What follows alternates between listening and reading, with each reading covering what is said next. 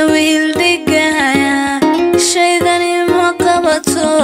adan ku ilaasha nafta ku hibeeye